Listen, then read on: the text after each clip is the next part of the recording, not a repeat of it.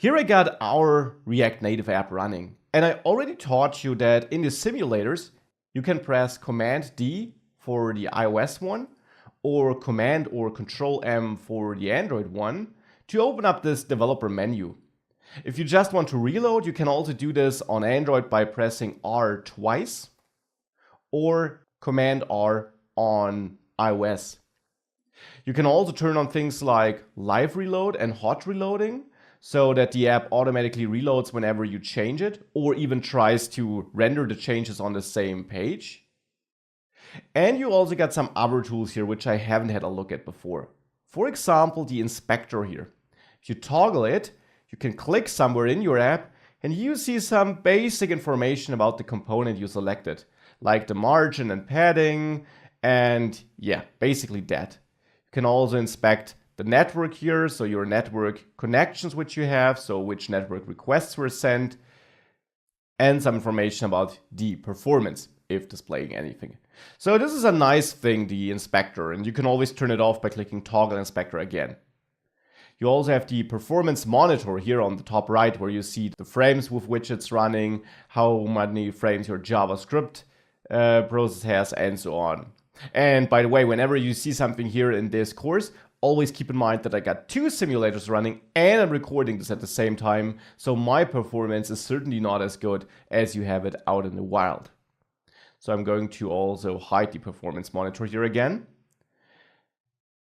One other very useful tool I want to show you is the capability to debug your JavaScript code remotely though.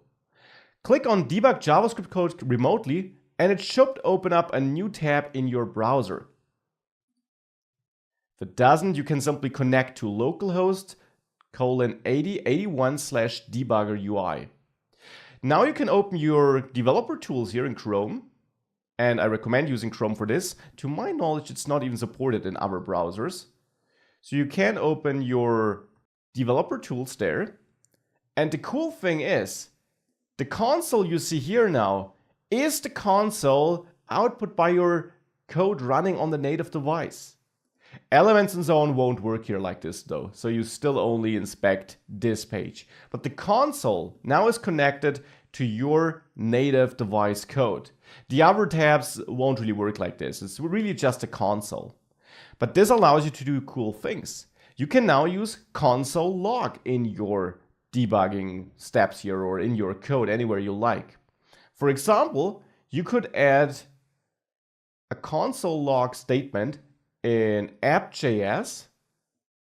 Whenever you add a new place, you could console log place added like this.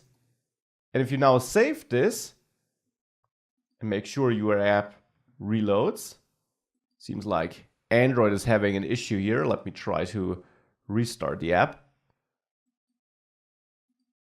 Now you can see that if I do add a place here, like Munich, we could go back, you see place added here in the console. So this is a great and quick way of doing some basic debugging. Simply logging something here and being able to see the log to get information about the state of your application and, well, how it's currently behaving. So this is super useful. You may of course ignore the warning that this is running in the background and may impact your app's performance. Obviously it may, this won't be an issue in production because there this process isn't running. So that's remote JavaScript debugging and the capability of using your console log. And what else can you do?